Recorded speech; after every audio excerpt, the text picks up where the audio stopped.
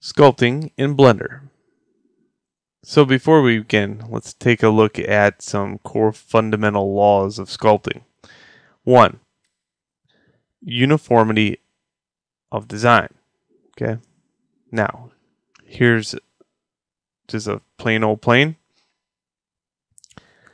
multi-resolution, and let's divide this up.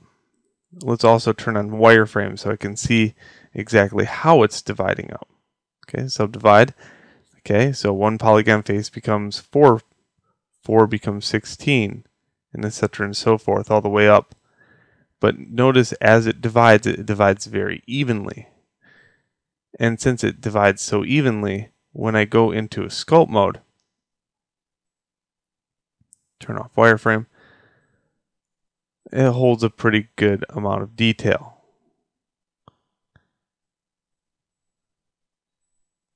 Okay.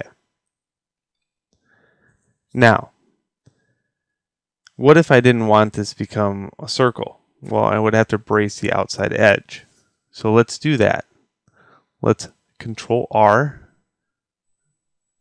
to insert some edge loops.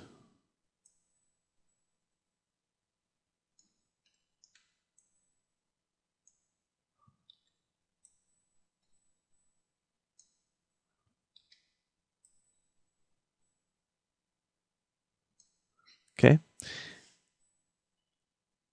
Let's go into sculpt mode and let's see what happens. We're going to lower it down just a little bit.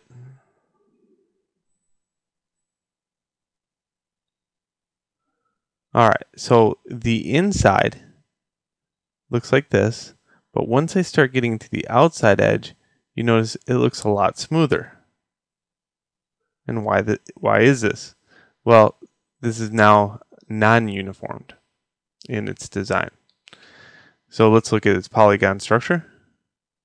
You can see that the outside edge has more detail than the inside. This will make sculpting difficult because of the fact that you're never going to get as much detail in the center of your piece. Okay, well, how do you conquer that? Well, we go like this.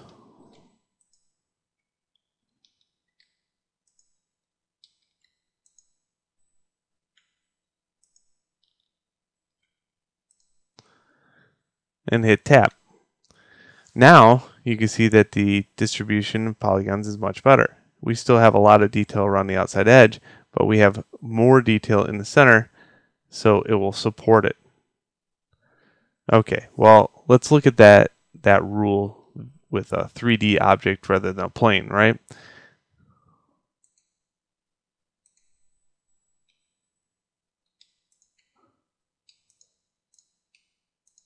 Let's add a cube. Of course, when you subdivide a cube out, it will become what? A ball. Just like that. So if we don't want it to become a ball, we just brace the outside edges.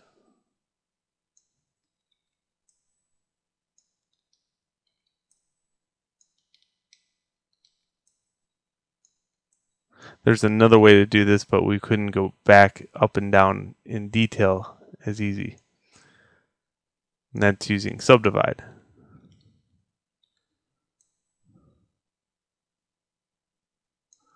Okay, there we go. And now if I go into sculpt mode, what happens? Well, again, we have not a lot of resolution, and all of a sudden when I get to the inside corner, I got more resolution.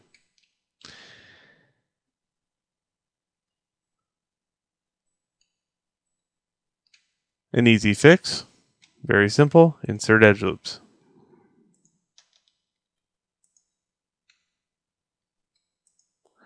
In this case, I'll have to do it a few more times to get the same amount of detail that I did before on the plane. So there we go.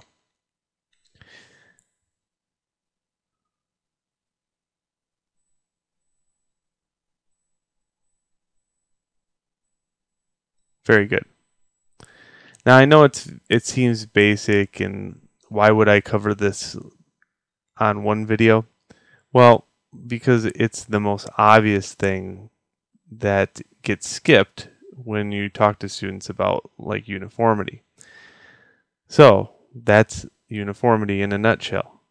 Even polygon distribution with the idea that detail happens both on the inside and outside with enough polygons to support that detail. All right, now that we've studied uniformity, let's look at something else in the next video.